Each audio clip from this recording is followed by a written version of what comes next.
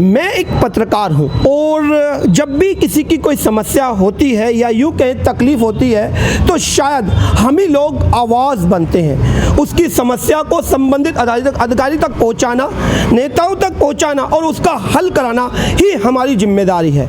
और शायद इन्हीं जिम्मेदारियों के चलते ही हमें संविधान का चौथा स्तंभ भी कहा जाता है। लेकिन वो भी एक पत्रकार था, हिम्मत वाला था, हर समय अपनी ड्यूटी पर तैनात और साथ में यूँ कहें कि हेल्थ बीट, जो भास्कर नाम के अखबार में हेल्थ बीट नाम के सेक्शन को देखता था, वो आज उसी स्वास्थ्य के चलते काल के गाल में समा गया।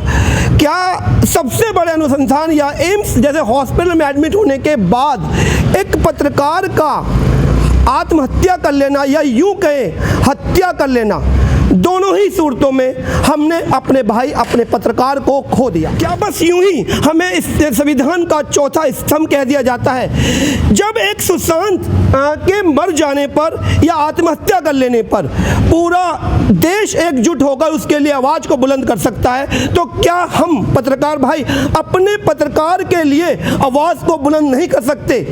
कुछ मैसेज, कुछ व्हाट्सएप चैटिंग से कहीं ना कहीं इसकी परिस्थिति भी संदिग्ध बनती है कि क्या ये आत्महत्या है या हत्या। इसके लिए अभी तक किसी भी तरह की कोई भी आवाज़ ना तो सोशल मीडिया पे दिखाई दी और ना ही टीवी चैनलों पर। क्या किसी अंधेरे काल में ये पत्रकार की हत्या हो जाएगी? क्या जो दुनिया की आवाज़ बनता था उसकी आवाज़ यूँ गुमसुम हो जाएगी? अपने में चिंताजनक है कि जब एक व्यक्ति जानता है कि स्वास्थ्य क्या है और उस स्वास्थ्य के चलते ही हत्या या आत्महत्या बाद में है, लेकिन आवाज़ बुलंद होनी चाहिए। तरुण सिसोदिया जी के पिताजी हमारे साथ हैं, एक बार बात करूंगा। दूसरों की आवाज़ बनते थे हमारे तरुण, और आज शायद उनकी आवाज़ ही गुम है। और जिस तरीके से संदिग्ध परिस्थिति में ये मौत हुई है और उसकी कोई भी आवाज़ हमें कहीं नज़र नहीं आ रही है। देखिए, मैं ज़्यादा बोलना नहीं चाह रहा। मेरा बच्चा लगातार बीमार होते हुए भी काम कर रहा था, इसलिए पहली बात तो यह है कि उसको कोरोना योद्धा घोषित किया जाए। और दूसरी बात कि मेरे बच्चे लगातार काम करता हुआ गया है और उसको कहीं ना कहीं इंसाफ मिलना चाहिए। कहीं ना कहीं कोई साजिश है, कुछ ना कुछ साजिश है, जिस मैं नहीं मानता कि वो ऐसा कदम उठा सकता है। ऐसा वो कभी कर ही नहीं सकता। जो बच्चा मेरा एक सुई लगवाने में डरता था, आज वो, और उसके आगे दो छोटी छोटी बच्चियां हैं, एक 3 साल की है, 2 साल की है और एक 3 महीने की है। क्या इनको छोड़ करके वो ऐसा कदम उठा सकता था? कभी नहीं। मैं कभी मान नहीं सकता, मेरे जीवन में कभी नहीं ऐसा कर सकता मेरा बच्चा। और मैं यही आगे कह सकता हूं कि दिल्ली प्रशासन से कुछ ना कुछ ये कमियां हुई हैं जिसकी वजह से मेरा बच्चा गया है। आपने भी सवालिया निशान खड़ा किया है कि वो नहीं कर सकता था आत्महत्या, और कहीं ना कहीं देखा भी जा रहा है कि ये हत्या भी है। कारण जो मैसेज, जो व्हाट्सएप चैटिंग कुछ आई है उसके चलते नज़र आ रहा है कि कहीं ना कहीं ये हत्या भी हो सकती है। तो उसके बाद ना कोई जाँच का होना और आवाज़ गुमसुम हो जाना अपने में एक चिंताजनक है। हाँ, बिल्कुल ठीक है। ये आवाज़ उठनी चाहिए जी। ये आवाज़ उठनी चाहिए कि मेरा बच्चा कैसे हुआ है, कैसे गया है, क्या हुआ, इसका कोई अभी तक कोई अता पता नहीं है जी। ऐसा क्यों हो रहा है? बस दो ही बात है कि जो कोरोना के चलते यदि उनकी मौत हुई है तो कोरोना योद्धा से सम्मानित होना चाहिए, और दूसरी बात, इस पूरे ही संस्करण की जांच जरूर होनी चाहिए कि आखिर क्या वजह रही। पत्नी साफ तौर पे कह रही है कि आत्महत्या है ही नहीं, ये साफ तौर पर हत्या है, और क्या क्या कारण है वो भी बार बार बता रही हैं। एक बार बात कर लेते हैं जी, किस तरीके से, मतलब जैसे आपने साफ तौर पे कह दिया, मैं भी बार बार कह रहा हूं कि इसको आत्महत्या का रूप दे देना एक अपने में भी संदिग्ध है, क्योंकि जो दूसरों की आवाज़ बनता है आज उसकी खुद की आवाज़ गुमनाम हो रही है जी। नहीं, ये कोई सुसाइड वगैरह नहीं है। मेरे को काफ़ी चीज़ें सुनने में आ रही हैं कि जॉब को लेके इनसिक्योर थे, डिप्रेशन में थे। डिप्रेशन नाम की चीज़ तो उनके पास थी नहीं, और जॉब को लेके कोई इनसिक्योरिटी थी नहीं। जिस जॉब की बात चल रही थी कि जॉब से निकाला था, बिल्कुल जॉब से निकालने की बात हो रही थी, बट उन्होंने अपनी जॉब को वापस से सिक्योर किया था ऊपर हायर लेवल पे बात करके कि उसको रोका जाए। तो मे बी मेडिकल ग्राउंड्स पे उनकी जॉब जो है वो रोकी गई थी। और जब उनकी जॉब रुकी थी तो उनका कॉन्सेप्ट बिल्कुल क्लियर था कि ये जो टाइम बीइंग मुझे मिला हुआ है, इसमें मैंने भास्कर के लिए काम करना है, बट साथ साथ मुझे अपने दूसरी जगह पे भी जॉब के लिए देखना है। तो उनका इंटरव्यू हुआ था IANS के अंदर, जहाँ कि उनका सिलेक्शन भी हो गया था और सैलरी उनको 50,000 बताई गई थी। और he was just waiting for a joining letter, कि मुझे जॉइनिंग लेटर मिल जाए तो मैं अपने बाकी मीडिया के जो फ्रेंड्स हैं और उनको बता सकूं कि मेरे को IANS के अंदर सिलेक्शन हो गया। तो किस किस के ऊपर आपको लगता है कि कौन लोग इसके पीछे साजिश में हो सकते हैं कि उसने ये कदम उठाया या उसको दबाव बनाया गया इस कदम को उठाने के लिए? एम्स में नेग्लिजेंसी हुई है। किसी व्यक्ति का चौथे फ्लोर पे पहुंच जाना, फर्स्ट से चौथे फ्लोर पे पहुंच जाना, और सिक्योरिटी की असमर्थता उनको पकड़ने में, ये चीज़। और मेरे को विश्वास ही नहीं है कि चौथे फ्लोर से कोई कैसे कूद सकता है, क्या कर सकता है। मैं फिर बार बार यही चीज़ कहूँगी आपने अभी कि एक बात हालात और क्या बोली थी कि बने। भागने की कोशिश कर रहे थे, तो भागना पहली मंजिल से आसान होता, चौथी मंजिल पर जाकर जी यही सारे मेरे क्वेश्चंस हैं कि किसी को यदि मरना ही था तो वो 4th फ्लोर पे क्यों जाएगा? वो हॉस्पिटल के अंदर रह के कुछ खा सकता था, बहुत सारी चीज़ें होती हैं, वो कुछ भी कर सकता था वहाँ पर, बट वो फिर कूदने ही क्यों गया? उसको मतलब ऐसा क्या था, क्यों दौड़ रहा था, क्या था? मेरे को बस, मैं भी कुछ चैटिंग भी आई जिसमें साफ तौर पर उन्होंने जाहिर किया कि मेरे साथ ऐसा इंसिडेंट हो सकता है। बिल्कुल बिल्कुल बिल्कुल ऐसा उन्होंने मुझे भी बोला कि यहाँ कुछ गड़बड़ है, तुम्हें पता भी नहीं चलेगा और मेरा मर्डर हो जाएगा और साजिश है। अब इनकी नज़र मेरे फ़ोन पे है, और हॉस्पिटल के अंदर रहते हुए ये बात सच है कि कई बार उनके फ़ोन जो हैं स्विच ऑफ गए हैं 1.5-2 दिन के लिए। और जब मैंने उनसे पूछा कि आप जब ऑन हुआ तो मैंने उनसे पूछा आपका फ़ोन क्यों ऑफ था, तो कह रहे मुझे पता ही नहीं कि मेरा फ़ोन कैसे ऑफ था। शख्स के लिए अपना परिवार एक बहुत बड़ा संसार होता है। बहुत छोटी अभी बिल्कुल ननिहाली है, तो किस तरीके से आप देखते हैं कि इतना बड़ा कदम, अभी जैसे पिताजी ने बोला कि सुई भी लगवाते हुए वो डरते थे, तो ऐसा शख्स इतना बड़ा कदम उठा लेगा, आप साफ तौर पर मना कर रहे हैं। मैं इसके पीछे की साजिश जानना चाह रहा हूँ कि क्या आपके शब्दों से क्या लग रहा है? सर मैं फिर यही कहूँगी आपको कि ऑफिशियली प्रेशर उनके ऊपर बहुत ज़्यादा बनाया जा रहा था। भास्कर ग्रुप के अंदर काम करने वाले वो 3 लोग जिनका नाम मैंने अभी लिया, कुलदीप व्यास जी और संतोष जी और शेखर घोष जी, मतलब पहले इन लोगों ने प्लानिंग बनाई कि इसे जॉब से निकालना है, जॉब से निकलवा दिया। उन्होंने बोला आप मुझे समय दीजिए। HR ने एक भाईचारे के नाते कोऑपरेट किया कि ठीक है आपको समय देंगे और आप कोशिश कर लीजिए अपनी कहीं और। इन्होंने अपनी कोशिश करी कि मैं यहीं रहते रहते भास्कर के अंदर रहते रहते ही कहीं दूसरी जगह जॉब ढूंढ लूँ। तो उन्होंने भास्कर के भोपाल वाले उसमें ट्राई करने की कोशिश की जिसमें उनका ट्रायल होना था, बट उससे पहले ही इनको वापस दिल्ली वाले ग्रुप के अंदर जोड़ लिया गया। तो काम के लिए पूछना कि मैं क्या काम करूं, तो बोला गया कि भाई वहीं से बैठे बैठे बात करते रहोगे कि नोएडा आओगे। नोएडा मिलने जाना, नोएडा खुद बुला के और उनसे मिलना नहीं, 5-5 घंटे उनको वेट कराना और फिर बोलना कि हम तो आए थे और हम चले गए, तुम फ़ोन पे बात करके क्यों नहीं आए, फिर दोबारा बुलाना। इस तरीके की जो भी प्रतिक्रियाएं रहीं।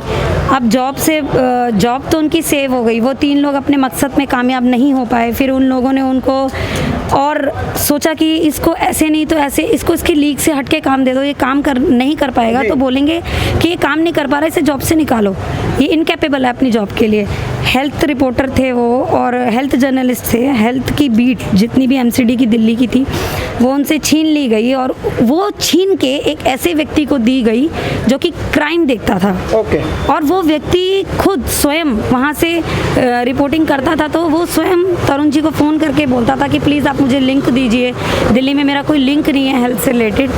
वो उनसे लिंक मांगते थे और उनसे सलाह मांगते थे मैं कैसे काम करूं, और तरुण जी उनको बहुत हेल्प करते थे। उस व्यक्ति ने ये बोला कि भैया तुम हेल्थ करते थे, तुम्हें एजुकेशन दे दी, तो तुम इन्हें कुछ बोलो। उन्होंने बोला मैं क्यों बोलूं, मैं अपने आप को प्रूफ कर रहा हूं, अगर तुमसे नहीं हो पा रहा तुम बोलो। इनको नोएडा दिया गया। जो व्यक्ति दिल्ली देखता है उसके लिए नोएडा देखना बड़ा कठिन होता है जहाँ लिंक ना हो। नोएडा के अंदर उनको सारी चीज़ें करनी थी, सारी, हेल्थ है, एजुकेशन है, क्राइम है, जो है वो सब कुछ उनको करना था, और दिल्ली में उन्हें एजुकेशन देखना था। ऐसा इन लोगों ने बोला था करने के लिए, ऐसा वो करते थे। और उसके साथ साथ ही जब MCD का रिपोर्टर काम नहीं कर पाता था तो अब ये खबर भी तुमको बनानी है। और और इतनी खबरें बनवाने के बाद उनकी नेक्स्ट डे उनकी खबरों को छापना भी नहीं, उनको ये बताया जाना कि 8 बजे तक का प्रोटोकॉल है, ये 8 बजे तक का प्रोटोकॉल है, 8 बजे के बाद आपकी कोई खबर नहीं ली जाएगी। वो 8 बजे से पहले खबर देने लगे, तब भी खबरों का ना छपना, ये सब क्या है। फिर इन्हीं में से एक व्यक्ति का हॉस्पिटल में मिलने जाना कि तरुण बुला रहा है, उसे इंजेक्शन लगाने की बात कर रहे हैं, ये वो मैं उसकी जान सेव करने के लिए जा रहा हूँ। जब आप उसकी लाइफ सेव करने जा रहे थे, आपको हॉस्पिटल ने एकदम क्लियर बोला कि फैमिली को मिलने दिया जाएगा, आपको नहीं, तो आपने मुझे क्यों नहीं बताया? मे बी मैं अपने हस्बैंड से मिल पाती, न जाने मेरे हस्बैंड मुझसे क्या कहना चाहते थे, क्या बताना चाहते थे। बस यही है, मैं इसके अलावा कुछ नहीं कहना चाहती।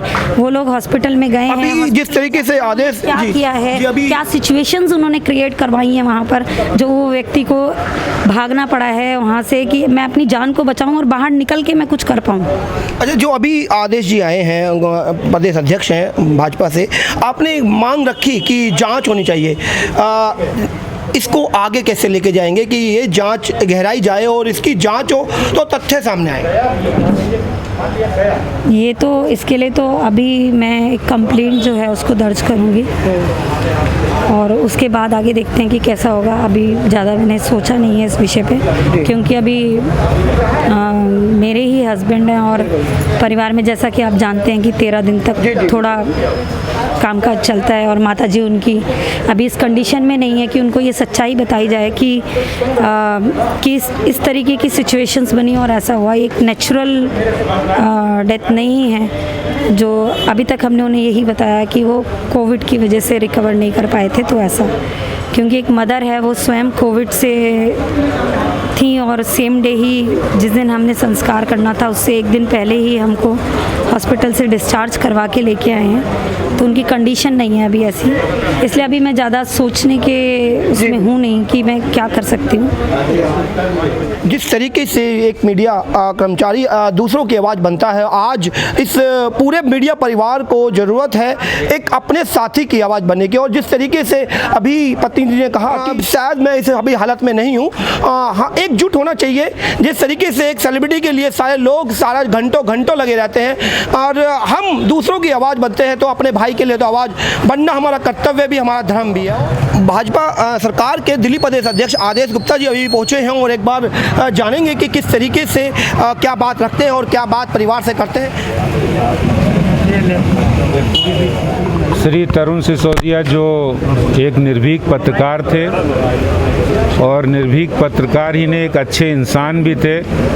जब मैं निगम में उत्तरी दिल्ली में मेयर था, लगातार वो निगम की कवरेज करते थे और प्रतिदिन उनसे हमारी मुलाकात होती। बड़े हंसमुख स्वभाव के युवा पत्रकार थे और हमारा बहुत पुराना उनके साथ मित्रवत व्यवहार था। उनकी शादी में भी मैं सम्मिलित होने का मुझे अवसर मिला था।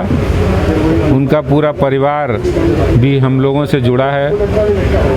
मैं समझता हूं कि ये बड़ा दुर्भाग्यपूर्ण है कि आज तरुण सिसोदिया इसे एक निर्भीक पत्रकारिता के प्रतीक हमारे बीच में नहीं है। आज हम लोगों ने उनके परिवार में आकर उनके प्रति एक हार्दिक संवेदना प्रकट की है और भारतीय जनता पार्टी की ओर से आश्वासन दिया है कि हम लोग उनके परिवार के साथ, उनके दुख तकलीफ़ के साथ हैं। दुख की इस घड़ी में पार्टी उनके साथ खड़ी है और भविष्य में भी जो भी पारिवारिक दिक्कतें आती हैं उनका भी साथ देने के लिए हम पूरी तरह से उनको हमने वादा भी किया है, पार्टी के नाते भी किया है और व्यक्तिगत रूप में भी किया है। जिस बात के लिए हम यहाँ पे आए थे कि ये जिस तरीके से एक हत्या को आत्महत्या का रूप दिया जा रहा है और बात अभी तक सामने नहीं आई है, मैं आदेश गुप्ता जी एक बार पूछूंगा कि आखिर ये जांच का विषय है और इसके बाद जांच के लिए आप आवाज़ बनेंगे या नहीं। केवल एक परिवार को एक धनराशि दे देने से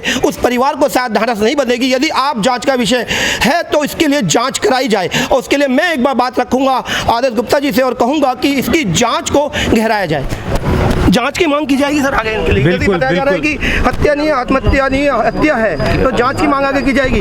बिल्कुल, जो जांच कमेटी बिठाई है वो जांच करेगी। निश्चित रूप से इस जांच से दूध का दूध और पानी का पानी होगा। क्षेत्रीय विधायक अजय महावर जी हमारे साथ है, एक बार बात कर लेते हैं। सहायता राशि बहुत बड़ी चीज़ नहीं है, परिवार को पार्टी की ओर से दी गई है और वो बंद लिफाफे में अध्यक्ष जी ने एक चेक उनको समर्पित किया है, उनकी पत्नी को। सबसे बड़ी बात है कि वो हमारे परिवार का हिस्सा ही थे और हमारी विचारधारा, हमारी मित्रता मेरी व्यक्तिगत भी थी उनसे और मेरी भी मित्रता उनसे लगभग 10 वर्षों से थी। मैं उनकी शादी में भी गया था 3 साल पहले, इसी चूना भट्टी पर उनका लगन हुआ था और उनका असामयिक जाना, हालांकि परिवार की तरफ से संदेह व्यक्त किए गए, उस पर भी जांच होनी चाहिए, लेकिन उनका असमय जाना हम सब के हृदय में पीड़ा पहुंचाने का काम किया है। मैं परिवार के प्रति संवेदना व्यक्त करता हूं, प्रभु से प्रार्थना करता हूं कि तरुण सिसोदिया जी को अपने श्री चरणों में स्थान दे, आवागमन के बंधन से मुक्त के परिवार को दुख सहने की हिम्मत प्रदान करे और इस दुख की घड़ी में हम पूरे परिवार के साथ हैं। उनकी पत्नी से भी हमने आग्रह किया, अगर वो जॉब करना चाहें तो निश्चित रूप से उनके जॉब के लिए भी उनकी मदद करेंगे और परिवार को किसी प्रकार की भी सहायता की जरूरत होगी तो हमेशा हम परिवार के सदस्य की तरह खड़े मिलेंगे। हम लीड दिल्ली से इस आवाज़ को जरूर बने रहेंगे और साथ में बने रहेंगे कि आखिर इसकी जो जांच है वो बैठाई जाए, गहराई जाए और तथ्य सामने आए कि एक इंसान अपना परिवार, अपना संसार, जो दुधमुही बच्ची 3 महीने की कही जा रही है, इस पूरे संसार को छोड़कर आखिर इतनी जल्दी इतना बड़ा कदम कैसे उठा सकता है और जो इसका रूप आत्महत्या का दे दिया गया बिना तथ्यों को समझे, बिना बात को गहराए और बिना जांचे। और शायद ये मीडिया कर्मियों की भी कहीं बहुत बड़ी गलती होगी कि एक हत्या को यदि हम ही लोग आत्महत्या का रूप देंगे तो शायद इसकी जांच पर कहीं ना कहीं फर्क भी पड़ेगा। मैं अजय लीड दिल्ली के लिए वीडियो जर्नलिस्ट निधि सिंह राजपूत के साथ।